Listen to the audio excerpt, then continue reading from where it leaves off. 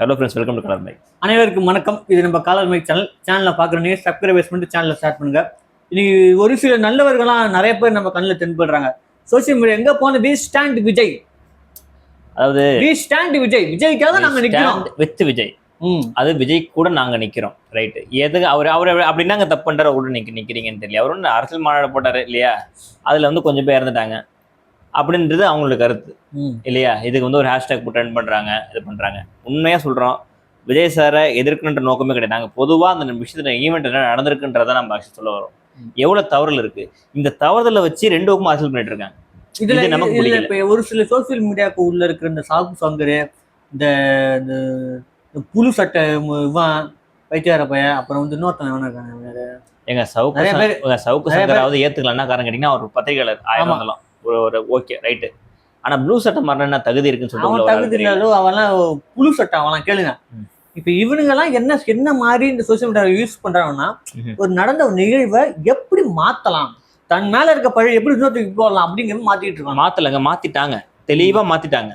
இது உண்மையாலுமே நம்மளுக்குமே ஒரு பக்கம் சுத்தமா டிஎம்கே பக்கம் ஒரு நல்ல கருத்து கிடையாது. ஆமா, நம்மளும் நெகட்டிவா நெகட்டிவா தான் பேசுவோம்.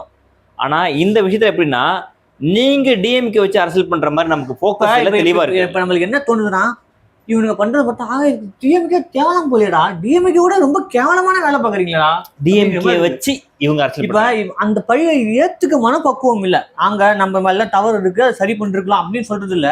இவன் அது பண்ணல, இவன் இதை பண்ணல, அங்க பத்தி தூக்கி போட்டான், இதை பத்தி எங்க தூக்கி போட்டான்னு பேசுறாங்க. ரெண்டே பாயிண்ட்டுங்க.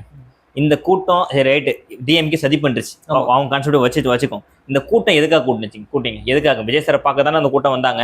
அப்போ அதுக்கு முழு பொறுப்பு யார் ஏற்றுக்கணும்? அந்த பொறுப்புக்கு யாருமே சரண்டர் ஆக மாட்டேங்குது. எங்கள் கூட்டம் விஜய் சாரை பார்க்க ஒரு கூட்டம் வந்தாங்க, அதனால இறந்து போனாங்க. இதாங்க இது விபத்துங்க. இதுக்கு விஜய் சாரும் ஒன்றும் பண்ண முடியாது, மாற்றே கிடையாது. இதை ஏன் ஏத்துக்கிறது உங்க மனசு மறுக்குது? இது இவங்க சதி பண்ணிட்டாங்க, அவங்க சதி பண்ணிட்டாங்க. இது யார் தடுத்து யார் நினைச்சா இந்த விபத்தை நிறுத்திருக்கலாம்?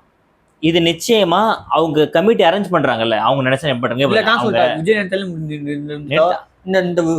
அஸ்மாவேதம் நடக்காத நிப்பாட்டிருக்கலாம் விஜய். இந்த மெயினா இந்த ஈவெண்ட் ரெடி பண்றது யாருன்னு கேட்டீங்கன்னா, ஆதவ அர்ஜுனும் நம்ம குஷியானந்தும் தான். அப்ப பொம்மையா விஜய் உட்காந்துருக்காரா? இல்ல, மோஸ்ட் பெரிய ஆளுங்க எல்லாம் அப்படிதான் ஆக்டிவ். அவங்க சொல்லுவாங்க, செய்யற இடத்த வந்து செஞ்சுட்டு போவாங்க, அவ்வளவுதான். இவங்க ரெண்டு பேரும் ஆர்கனைஸ் சரியா பண்ணல, இது முக்கிய விஷயம்.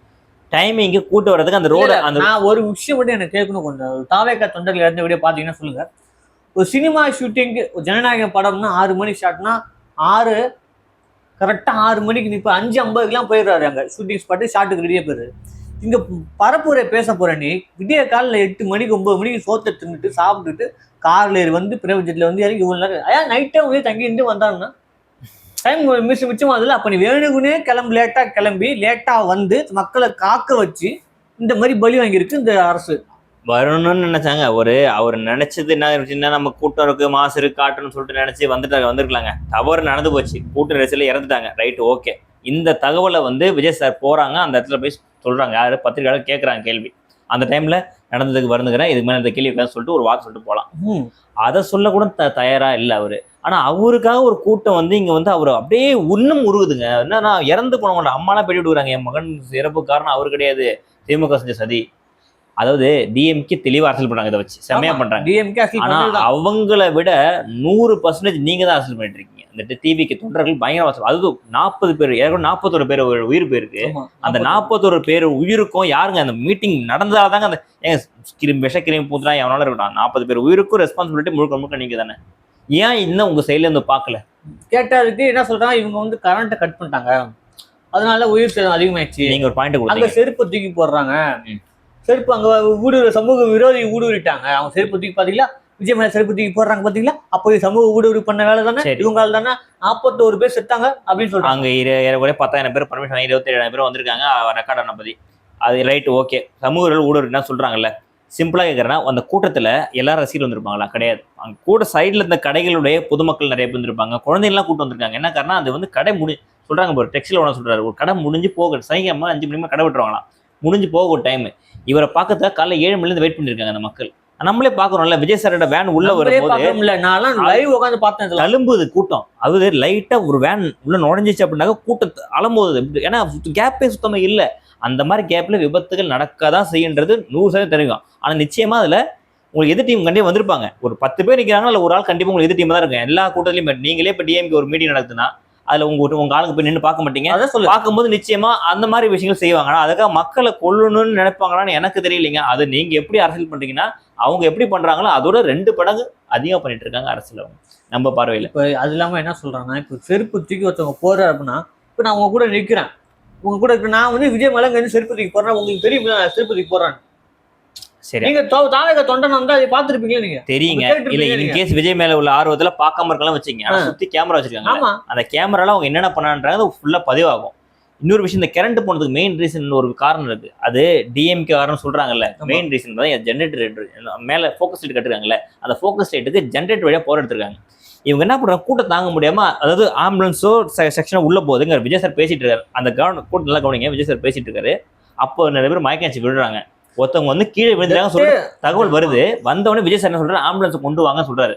ஒரு ஆம்புலன்ஸ் ரெடி பண்ணுங்க சொல்லிட்டு அவரே பதட்டப்பட்டு சொல்றாரு. அப்ப அங்கேயே பிரச்சனை ஆரம்பிச்சிருச்சு. இல்ல வந்துட்டு போன பிறகு பிரச்சனை ஆரம்பிக்கல. அந்த பரப்புரை ஸ்டார்ட் பண்றதுக்கு முன்னாடியே என்ன சொல்றாரு, இந்த போலீஸ் வந்து நன்றி தெரிவிக்கிறாரு. என்ன ஒரு சீக்கிரமா கொண்டு வந்த போலீஸார் நன்றி தெரிவிக்கிறாங்கல்ல. ஆனா அவங்க என்ன சொல்ல, இப்ப என்ன சொல்றீங்க மாத்தி, போலீஸ்காரங்களால எங்களுக்கு எந்த யூஸ்ல போலீஸார் பார்த்தல, அது 10,000 பேருக்கு பாதுகாப்பு சொல்லி போலீஸ்கார அரேஞ்ச் பண்ணிட்டாங்க. எக்ஸ்ட்ரா அரேஞ்ச்மெண்ட் பண்ணிருக்கணும், எக்ஸ்ட்ரா பண்ணிருக்கணும் இல்லைன்னு சொல்லல. இது முழு ரெஸ்பான்சிபிலிட்டியுமே நீங்க கவர்மெண்ட் சைடு மட்டுமே தரக்கூடாது. இல்ல நீங்க உங்களை நம்பி வந்தாங்கன்னா நீங்க தான் மெயின் ஃபோக்கஸ் கொடுக்கணும்ன்றது அதுக்கான புஷி ஆனந்திட்ட முன்னாடியே சொல்றாங்க, சார் கூட்டம் அதிகமா இருக்கு சார், வானாம் சார், இந்த மாதிரி கொஞ்சம் தவிர்த்துருங்க, அப்புறம் பார்த்துக்கலாம், கூட்டம் அதிகமா இருக்கு, நீங்க லேட்டா வந்துட்டு கூட்டம். உடனே நான் ஆதரவு சொல்றாரு, இல்ல நம்ம அடக்குமுறை பாக்குறாங்க, நீ வண்டியை விடு, மெல்லமா உள்ள விடு, பாத்துக்கலாம். இவங்களுக்குள்ள ஒரு தாழ்ப்புணர்ச்சி இருக்கு. 2 பிரச்சனை இருக்கு. என்னன்னு கேட்டீங்கன்னா, இவங்க டிஎம்கே டிவிகே பாதிக்கப்பட்டது உயிரிழந்தது யாருங்க? அப்பாவி மக்கள் இல்லையாங்க. அதுதாங்க கஷ்டமா இருக்கு. இந்த அப்பாவி மக்களுக்காக தான் நம்ம பேசுறோம். இது வந்து இப்ப டிவிக்காரன் இல்ல டிஎம்கே சரி பண்ணுறான், டிவிக்கே சரி பண்ணுறான். ஆனா நடுவுல யார் நிக்கிறா? உயிர் போனது யாருங்க? அந்த உயிர் போன குடும்பத்துக்கு ஹேஷ்டேக் போடுறாங்கல்ல, அந்த போடுற பையனோட அப்பா செத்து இருந்தா, அம்மா செத்து இருந்தா, தம்பி செத்துந்தா, தங்கை செத்து இருந்தா, குழந்தை செத்து இருந்தா, அவன் வி ஸ்டாண்ட் விஜய் போடுவான். இல்ல இந்த டைம் என்ன ஹேஷ்டேக் சிம்பிளா சொன்னா, வி ஸ்டாண்ட் வித் அந்த ஃபேமிலி. எந்த ஃபேமிலி இறந்த குடும்பத்துக்காக எங்க தளபதி ஃபேன்ஸ் நாங்க இருக்கிறோம் அப்படின்னு சொல்லிட்டு ஒரு வேஷம் ட்ரெண்ட் பண்ண பரவாயில்ல. எங்கயோ சோசியல் மீடியா பார்த்துட்டு பேசுறேன்ல, என் கூட இருக்கு டிவிக்கு நண்பரே விஜய்க்கு ஆதரவு நான் பேசுறேன். நான் கேட்கறேன், என்னடா இத்தனை பேர் செத்துருக்காங்களா தம்பி? அவங்களுக்கு ஒரு ஆழ்ந்த இடங்கள் கூட இல்லைன்னா அது சும்மா சதினா டிஎம்கே சதி, அதனால எப்படி நான் போட முடியும் மனசாட்சி அப்படி சொல்றாப்புல. அது உங்க மனசாட்சி எப்படி சொல்லுங்க. இதுல வந்து நிச்சயமா விஜயால தப்பு நடக்கல, அப்படித்தானே? நீங்க இது மட்டும் சொல்லுங்க. அவ்வளவு கூட்டம் விஜய் பார்க்க வரல, டிஎம்கேவுக்கு சதி பண்ணதான் அவ்வளவு கூட்டம் வந்திருக்காங்க இல்லையா? ஏங்க நீ உங்க கூட்டத்துக்கு முன்னாடி ஒரு 10 பேர் டிஎம்கே ஆளுங்க வந்தா கூட அந்த சதிகெல்லாம் தவிடுபடியா இருக்கும். இவங்க என்ன பண்ணுங்க, ஜென்ரேட்டர் ரூம்ல போய் விழுந்திருக்காங்க. அந்த ஜென்ரேட்டர் ரூம்ல விழுந்திருக்கு, நிறைய பேர் ஷாக் அடிச்சு வேற கொஞ்சம் பேர் இருந்திருக்காங்க சைட்ல பள்ளம். ஏன்னா தகர சீட்லாம் உடச்சிட்டு போய் உள்ள 7 மணில இருந்து வெயிட் பண்றாங்க. காலைல 7 மணிக்கு வந்துட்டாங்க தொண்டர்கள். அதுக்கும் பொதுமக்கள் முழுவட வந்து ஒன்று சேர்ந்து கூட்டம் அதிகமாயிடுச்சு, கிரௌட் அதிகமாயிடுச்சு. இப்ப இந்த 3 பாயிண்ட்ல ஏன் பர்மிஷன் கொடுத்தா கேக்குறாங்கல்ல, இந்த 3 பாயிண்ட் செலக்ட் பண்ணதே டிவிக்கே தான். அது உண்மைதான். இந்த மீட்டிங் பாயிண்ட் 3 பாயிண்ட் செலக்ட் பண்ணிருக்காங்க. இதுல 3 பாயிண்ட்ல ஒரு பாயிண்ட் பர்மிஷன் கொடுத்துருக்காங்க. இப்ப நான் ஒரு வந்து ஹேஷ்டேக் ட்ரெண்ட் பண்ண வீடியோ எல்லாம் ட்ரெண்ட் பண்ண சர்க்கார் படத்துல வந்து அந்த கூட்டத்தை அடிப்பட்டவனை தூக்கி வச்சுட்டு விஜய் பேசுறாரு, குழந்தை பெக்கிறதோட வலி உங்களுக்கு யாராச்சும் தாங்க முடியுமா அப்படின்னு சொல்லி பேசுறாரு. இங்க பாரு, இங்க ஒரு ரியாலிட்டி பார்த்தா ஓடிடுறாரு விஜய் வீட்டுக்கு. இன்னைக்கு ஒன்னு கேக்குறாங்க, இன்னைக்கு விஜய் சார் வந்தாரு, அது விபத்துங்க. விஜய் சார் காரணம் நாங்களும் காரணம் சொல்லல, விபத்து. இதுக்கு என்ன பண்ணிருக்கேன், முறைப்படி இறந்துட்டாங்க. அந்த குடும்பத்துக்கு விஜய் சாரே போய் 20 லட்ச ரூபாய் பணத்தை அங்க அன்னைக்கு உடனடியா போயிட்டு உடனடியா உழுவானா நடந்துருச்சு. பணம் எனக்கு மேட்டர் இல்லைங்க, எனக்கு நீ கையை பிடிச்சி பரவாயில்லம்மா, இந்த இழுப்பு வருத்தமா இருக்கு, ஒரு ஆறுதல் தெரிவிக்கணும். பணத்துக்காக கிடைக்கலைங்க, உங்களை பார்க்க வந்து தானே இழந்திருக்காங்க. உங்க பார்க்க வந்து உங்க ஆர்வத்தில் தாங்க முட்டி உடைஞ்சது. அந்த நீ 200 ரூபாய்க்கு 20 கோடி எனக்கு பிச்சை போடணும் அவசியம் கிடையாது. எனக்கு ஆறுதல் கை பிடிக்க ஒரு ஆள் இல்லாங்க, அவ்வளவு தலைவருக்கு வந்தாங்களே. ஆனா டிஎம்கே போய் அவங்க இறந்தாங்க உயிரிழந்து, இல்ல என்டிக்கு மாடு போய் உயிரிழந்தா இல்லையா, டிவிக்கு உங்களை பார்க்க வந்தாங்களே, அப்போ உங்க கட்சிக்காரங்க ஒருத்தவங்க எல்லாம் தலைவர் ஆயிட்டீங்க. இதுதான் உடனே வந்ததால டிஎம்கே அரசியல் பண்ண சொல்றீங்க, ரைட்? ஓகே, ஆமாங்க, டிஎம்கே நிச்சயமா நான் ரொம்ப அழுது டிஎம்கே தெளிவா அன்பில் மிக சவுளப்பு தெரியுது, அரசியல் தானே பண்றீங்க, கொஞ்சம் நியாயமா பண்றீங்களா அரசியல், நமக்கு போகுது. ஆனா அவங்களோட நீங்க 4 பங்கு அதிகம் பண்றீங்க. என்ன காரணம் கேட்டீங்கன்னா, இதுக்கு முழுக்க முழுக்க இவங்க தான் காரணம். முழுக்க முழுக்க அவங்க அரசு என்ன பண்ணிடுச்சு தெரியுமாங்க, அங்க 4 போலி ஹாஸ்பிட்டல் தான் இருந்து டாக்டர் தான் இருக்காங்க. உடனே பக்கத்துல இருந்து பெரிய மருத்துவம் வந்து அங்க ஆளுங்களை இங்க வர சொல்லிட்டு, இங்க இருக்க லோக்கல் இருக்கு தனியார் அனைத்து மருத்துவங்களும் இலவசமா ட்ரீட்மெண்ட் பண்ணுங்க சொல்லிருக்காங்க. அங்க கூட்டு போக முடியல, அது வேற விஷயம். எவ்வளவு பேர் இங்க இருந்து கூட்டு போறப்ப 29 பேர் செத்துட்டாங்க, செத்து ஹாஸ்பிட்டல் போயிருக்காங்க, இறந்துட்டாங்க. போஸ்ட்மார்ட்டம் அவசரம் பண்ண சொல்லிட்டு அது ஒரு அது குறை சொல்றதுக்காக இருக்காதீங்க. அந்த பொறுப்பை தயவு செஞ்சு ஏத்துக்குங்கன்னு சொல்றேன். அது ஒரு நல்ல அரசு தலைமைக்கு என்ன ஒரு சிறப்புன்னு கேட்டீங்கன்னா, ஆமாங்க தவறெல்லாம் ஆக்சிடென்ட் நடந்து போச்சு, இனிமே நடக்காம பாத்துக்கிறோம். இதை தான் நீங்க ஒரு மாண்புள்ள ஒரு டிவிக்கு தொண்டர்கள் செய்யணும். ஆனா இதை சொன்னா எங்களை டிஎம்கே சொல்றது, எங்களுக்கு ஏங்க டிஎம்கே தாங்க நான் ஒண்ணு கேக்குறேன் கேள்வி, கடவுள் டிஎம்கே எங்களுக்கு என்னங்க பண்ணுச்சு? இப்ப டிவி கட்சியில இருக்குங்களே, உங்களுக்கு சூடு சொரண உங்க உடம்புல ரத்தம் ஓடுதா? ஒரு அனுதாபங்களும் தெரிவிக்காம அந்த மக்களுக்கு கூட போய் நிக்காம வீட்டுல போய் பதுங்கி இருக்கீங்களே. நீங்க இப்ப கூட தெரிஞ்சுக்கலாங்க. என்னன்னா வி ஸ்டாண்ட் விட்டு அந்த இழந்தவங்க ஃபேமிலின்னு சொல்லிட்டு போடுங்க. அந்த இழந்தவங்க ஃபேமிலி அந்த குடும்பத்து கூட இருக்கும். We stand with our family. இதுல என்ன தெரியுதுன்னா, சோசியல் மீடியாக்கள விஜயின் ஆதிக்கம் அதிகமா இருக்கு. காசு கொடுத்து எல்லாத்தையும் மாற்றே கிடையாது. சோசியல் மீடியால ஸ்ட்ராங்கா இருக்காரு விஜய். இதை நீங்க டைவர்ட் பண்ணுங்க அப்படியே பேச சொல்றாரு. ஏங்க இதுக்கு முழுக்க காரணம் யாருங்க? இது திரும்ப ஃபர்ஸ்ட்லயே பேசணும்னு நினைக்காதீங்க. நமக்கு ஆதங்கம் கஷ்டமா தான் இருக்கு. இதை நீங்க பொறுப்பை ஏத்துக்கிட்டு அசால்ட்டா நீங்க இது வந்து விபத்துங்க. இது வந்து யாரும் திட்டமிட்டு செய்யல. இந்த விபத்துக்கு ஆமாங்க நடந்தது தப்பு தான், இனிமேல் நடக்காம பாத்துக்கிறேன்னு சொல்லிட்டு ஒரு அசால்ட்டா ஒரு வார்த்தையை சொல்லிட்டு நீங்க அவங்க இறந்த குடும்பத்துக்கு அனுதாபங்கள் தெரிவிச்சுட்டு ஸ்டாண்ட் வித் இது வந்து ஃபேமிலின்றதை வந்து ட்ரெண்ட் பண்ணிட்டு விஜய் கூட நாங்க இருப்போம்னு சொல்லிட்டு சொன்னா அது மாண்பு, மனித இயல்பு. ஆனா நீங்க என்ன பண்றீங்க? முழுக்க திமுகவோட கேவலமா அரசியல் பண்ணிட்டு இருக்கீங்க. இதுதான் நாங்க சொல்ல வந்த கருத்து. ஒரு சில பேர் விஜய்க்கு ஆதரவா, அவர் என் தம்பி தானே, அவருக்கு என்னை விட அவருக்கு வருத்தம் அதிகமா இருக்கும், வீட்டுல உட்காந்து வருத்தம் அதிகமாக.